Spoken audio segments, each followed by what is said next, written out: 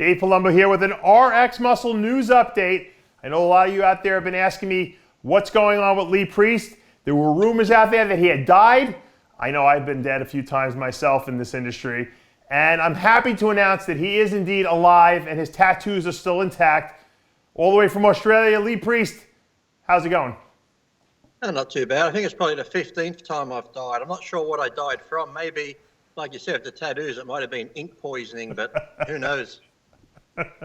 So, yes, even my mum, my sister, my nephew all sent me texts the same day you did asking was I dead. So I don't know how it started or where it came from, but I'm sorry to disappoint people. I'm still here.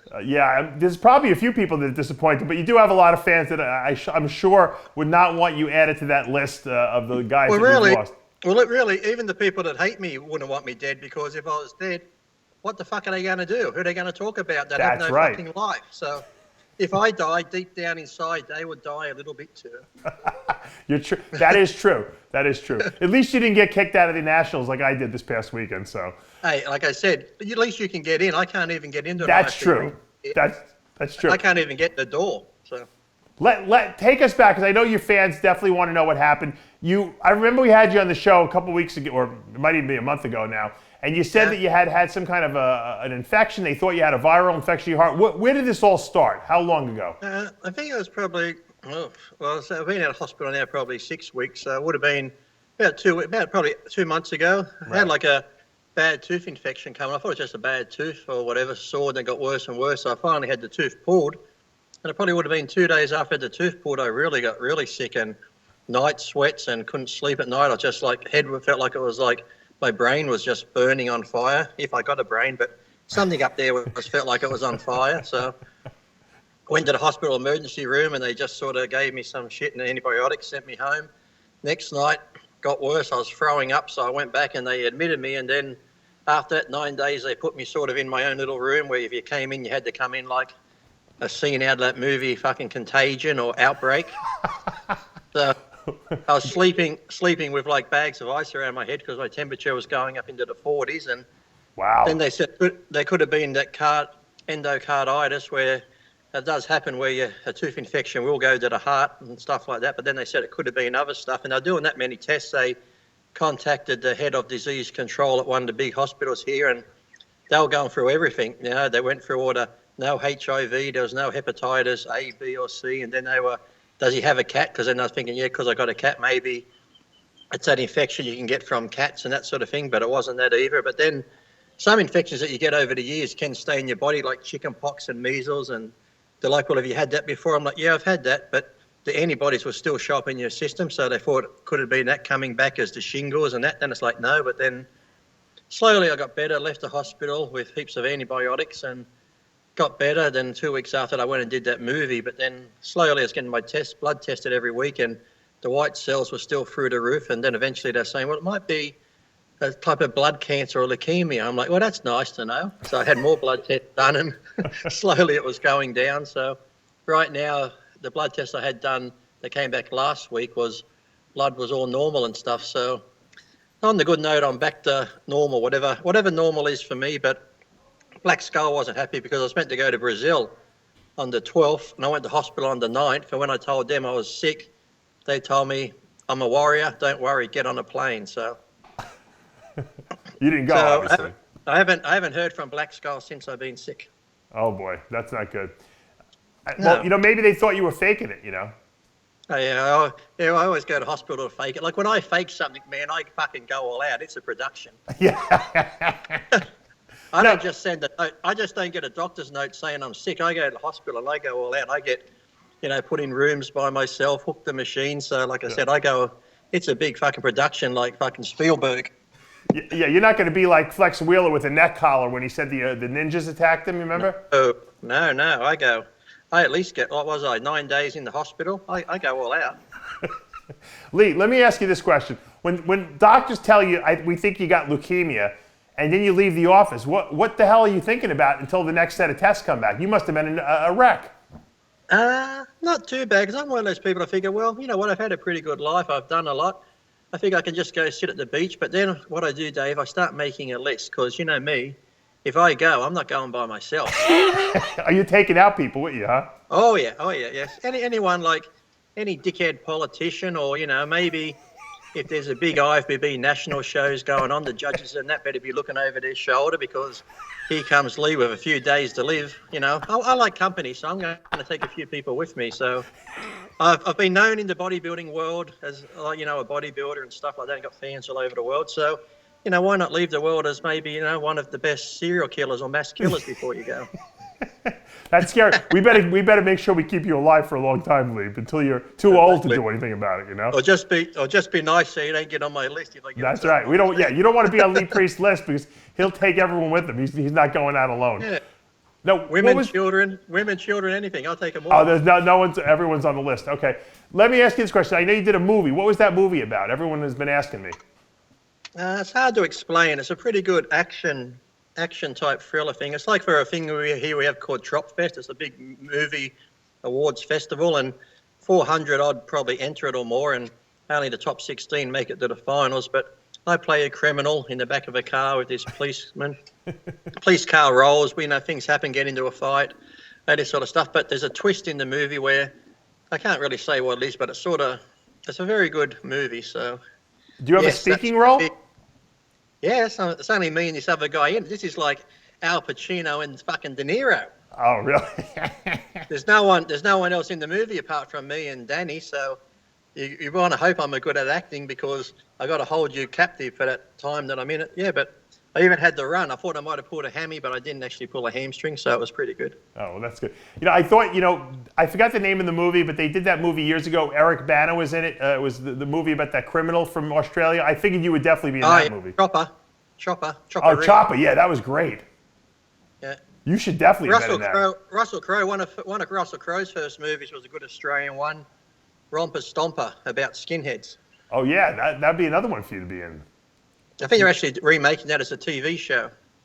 You should make sure you can get your name in there. Would you like to be an actor if Hollywood called? If it happened, it's like anything. If I enjoy doing something, I'll do it. It's like when I got into car racing, I just did it for fun and ended up winning the championship. So it's not something that I pursue. But, when Ren, the director of this, approached me I did a small bit in another one of her movies. She asked me to do this one. There could be another one coming up. But if people approach me, it's like on Monday, there's an Australian TV show I've got to go for an audition for on Monday. So if things come up, I will go do them. But it's not like I sit there online looking through auditions and what's coming up and go, look for it. But if it happens, it happens. I'm not one of those, like I said, people that, waitress during the day and serve tables, but yet secretly I'm an actor. Yeah, but you know what, Lee? You happen to be very good at whatever you put your mind to. I mean, how many guys can go from becoming a top-level professional bodybuilder? You got into race car driving. Everyone thought you were crazy. Like, what the hell is this guy doing? And then you're racing with the elite guys in the sport. Yeah, like I said, it's like anything. If I enjoy doing it, it's like, I guess it's anyone. If you have a job and you think of it as a job and work, most of the time you hate it. But with bodybuilding, whether I competed or not, I love the training side of it. Where I had to get a normal job and I could still train, I'd be happy. So it wasn't like one of those things where if I wasn't getting paid to train, I would quit and stuff like that. I don't need to compete to feel good. So when I got into the car racing, I just did it for a bit of fun. And then I won a few races and I'm like, hey, this ain't too bad. And one year I won a few races and road racing and plus circle track. And then I went to the dragsters and won a few. And then I figured, you know what? The following year, 2006, I figured, why don't I just try and do every race and see how I go? And that's the year I ended up winning the championship. The year before that, I got Rookie of the Year and finished third in the championship. So I think it's like anything in life. If you enjoy doing it and you make it fun, you're pretty much going to excel at it. Like I said, if you turn it into a job at shore where you start hating and thinking, oh, shit, I got to go to work or I got to do this, then you, like I said, you won't do very well at it. But if you've got a job and you've got a good boss and you enjoy going to work, you're going to work hard and, you should be rewarded for that. So I think it's like anything in life. As long as you enjoy it and make it fun, you'll have fun doing it. Here's the scenario I'm going to set up for you in Hollywood. You got two possible parts. You could either be the... Do I have to blow Harvey Weinstein to get the part? Yes. No, you don't have to. Sometimes to get ahead, you got to give it. So, well. You got to blow Steve Carroll. No, just kidding. Here's the scenario. You could either be looking like you do now. You could be the Incredible Hulk because they decide they're going to do a new TV series and they want someone to be the Hulk and they decide it's going to be you. They paint you green. You're the Hulk. Or they tell you have to lose 40 pounds and you're going to get a real speaking role in an act like a CSI, cop series on TV, which would you take? No, I'd do the CSI, lose the weight. You would. You would drop 40 pounds? Well, I don't know if I could drop 40 pounds. I might have to play an AIDS patient on the show. But They say, look, you're too big. We need you to drop 40 pounds. Can you do it? yeah, I reckon I could. I'd be pretty lean, but I'd rather do that. Like I said, because to me, I've done the bodybuilding thing. If I ever competed again, fine, I'd get big again. But I'm not one of those people that needs to be walking around looking big to be noticed because I got muscles. So I'm happy being me no matter how I look. So it doesn't bother me. So if you're getting paid that money to do a TV show, why not? I remember laughing. Hugh Jackman did a big interview once where he plays Wolverine, and he said, I don't know how long I can play Wolverine for, all this training twice a day, dieting, eating chicken breasts and rice and blah, blah, blah. I'm thinking, shut the fuck up. You're getting 30 million a movie. I said, do that for a fucking plastic trophy every year and see how you go. Yeah, well, he's spoiled because he's in Hollywood already. Now, Lee, I'm sure you saw the 212 division at the Olympia this year. Were you impressed with the top five? Some were good. Some could have been a little bit harder. Like even Flex Lewis, like he's got, great muscle bellies and that, but I think I've seen Flex look a little bit better than he did. So there's a few there, like I said there. To me, the 212 was always great because they'd come in super ripped and super hard. And I'm not sure now whether a few of them are trying to push the size envelope a little bit more. Even though they're 212, they're trying to come in that little bit fuller. Whereas to me, if you're that little bit shorter and you have great symmetry, coming in harder, the illusion is you look a lot bigger. So I think there's a few there getting that borderline where they're trying to maybe go a little bit more emphasis on the mass and it's not looking as good. So I'd try to go a bit more for conditioning. Like I said, if you come in conditioned, you're going to look that much bigger. So when we've seen Flex Lewis come in looking peeled like he has before, to me, sometimes you look at photos of Flex peeled and you think, shit, he could stand beside Phil Heath and blow him away. But if you're that little bit off, it doesn't look as impressive. Yeah. Now, when you look at these guys and you see that maybe this year was off a little bit, do you say to yourself, you know what? I can give these guys a run for the money. You saw Flex Lewis. I don't say that. I look at them and I say, man, if I was in shape, they would be fucked. No, I don't know. I said it would be fun. Me at my best and Flex at his best. I think it would be a great show. He has strong points. I have strong points. So it's one of those things we'll never probably know. He probably gets sick of hearing, hey, Flex, if you went against Lee, how would it go? Lee, if you went against Flex. And there's so many other good guys up there too. It would be fun, but I don't know. I was like I said, if we talk about bodybuilding, racing, I love a challenge. And sure, if I had a 212 back then, I won all the time would be great. But to me, I always find the challenge, like working hard to get something, always motivated me more. If I kept winning it over and over, yes, it would be great. And staying on top, sure, you got to still train hard. But I always found my challenges are better if I'm chasing something and striving to get somewhere. So even when I used to compete, sometimes getting second at the Ironman, when I got second, I think 5 times was good. But then I'm thinking, well, shit, I've either got to stay second or win it or you go backwards. If I ever got third or fourth, I enjoyed that more because I figured, well, third or fourth, I can aim for, second, or if I got fourth, I can aim for third or second. So as long as I was a few places down, I always had something to strive for, to aim higher. If I got first and I'm like, oh, shit, well, when I did win the universe, you're going to go back again? I'm like, no. When I won the Ironman 06, you're going to do it again? I'm like, no, because once I've won something, it's like, move on, go for another challenge. And that's really why back in the day when I left the IFBB to go to the PDI, it was nothing against the IFBB. It was just that I wanted a different challenge. For 15 years, I've been competing against the same guys. You got the same judges. When Wayne started something new with new competitors, that's all it really was. I just needed a new challenge to compete against different people. So I always just find I need new challenges all the time. I just if you get in that rut where it's the same thing over and over, I just become complacent and don't give it 100%. So can we expect or maybe possibly see a Lee Priest 2018 comeback? Still got to get that neck done, and if the neck gets done, well, I never say never, so some days I think about it, I'm like, yes, I'll do it, then other days I'm like, oh, hell no, having to go through all that training again and dieting, but I never say never. Well, once you're, you've been in the hospital a lot anyway, can't you tell them while you're in that isolation room they can maybe fix your neck? Kill 2 birds with 1 stone? Would have been good, but no, I still got to get all the tests redone because the tests I had done in Brazil, that's been over a year now. They need to retest again just to make sure the nerve's still crushed in the same spot and everything like that. So I'd have to go through all the tests again. And then once the tests are done, then go for the operation. So like I said, that was meant to be getting done. Well, when I was in hospital here, I was meant to be in hospital at Brazil. I was meant to be going to Brazil for the expo, but I was meant to be getting the test done first, coming home and then do the movie and go back to Brazil for the operation. But like I said, since I got sick and couldn't make it to the big expo in Brazil, I haven't heard from Black Skull. Well, tell Black Skull, look, you need a freaking operation so you can get back on stage. I guarantee they'll get behind you again. Well, they were the ones that were they're the ones that were paying for my operation. And that they were? Brazil, but yeah, so they were the ones setting it all up. But since I couldn't get there because I was sick here, they weren't happy with me. They said, you better get on that plane. I said, well, I'm in hospital. I won't be able to. And since then, I haven't heard from them, so. Well, you should. Why don't you start the rumor right here that you're going to compete in 2018, and then they'll say, okay, let's get Lee Priest on a plane so we can get this operation over with.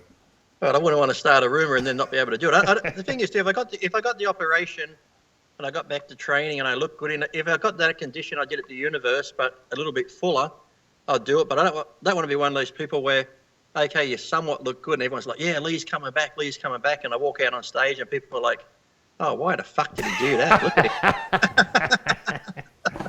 Well, Lee, I'm glad that you're not dead. I'm glad you have no diseases that are terminal, and I'm glad I'm not on your hit list. At least I don't think I'm on your hit list. So you'll be safe. Well, now what I'll do is when I go on it, I'll actually Skype. So when I go on this killing spree, I'll Skype, and you can get like an exclusive. Oh, thank you. Then after you kill everyone, they're going to call me in for questioning. You know. No, but I'll just say, look, some people when they doing stuff like overseas, they want to talk to the media while they're doing it. So I can talk to you, and they'll just blame it on steroids anyway. So that's true. You'll get off. You'll get off. You're gonna get a. I could have cancer or some dying illness. That's because of the steroids. So the steroids sent him loony. But when you go take everyone out, will you kill yourself too, or will you go to trial so that you can make a big production about it? I'll probably go to trial that way. Oh, I could go out. I wouldn't take myself out. I'd either go out in the blaze of glory, bit of body armor and take a few hits so they can say, fuck, man, it took like 20 bullets to bring that cunt down. or I'd go to trial just so I could stir up the people that, I'd killed and make it linger longer, and they can say, oh, shit, he's in jail still. He's on death row for 20 years. And, but if I was dying of terminal illness anyway, it wouldn't really matter, would it? It will be a great end to your story, that's for sure, when they make the movie about your life, they'll be like, he's got a terminal illness, he's got 6 months to live, so let's electrocute him in 2 months' time or give him a lethal injection. And have you ever wondered why, too, when you ever see those documentaries on lethal injections, before they give them the needle, they actually put the alcohol swab on their arm? Yeah. Have you ever wondered why they did that? It's like, well, you don't want the guy we're going to kill him, but we don't want him to get an infection within the next 2 minutes. It's like, why fucking give an alcohol swab if you're going to kill the guy? Right. Well, that's because the doctors don't want to be sued by anyone saying they're not using sterile technique or anything, right? Exactly. We don't want him to get a staph infection. We don't want him to get a staph infection, do we? Lee, great talking to you. Thanks for keeping us updated on what's going on, and good luck with the movie. Thank you very much. I'll let you know when it's out, but if you follow Round Trip's Facebook page, you can see they put up photos of bits from the movie, but they can't put up the thing yet till it goes to the judges to judge on it. But if you follow Round Trip's Facebook page, you can see funny pictures of me handcuffed and stuff like that. I'm sure a lot of guys out there will love to see that, Lee. Oh yeah, they're not the pink fuzzy handcuffs. They're they're not. All right, that's Lee Priest, alive and well in Australia, and I'm Dave Palumbo with another RXMuscle news update.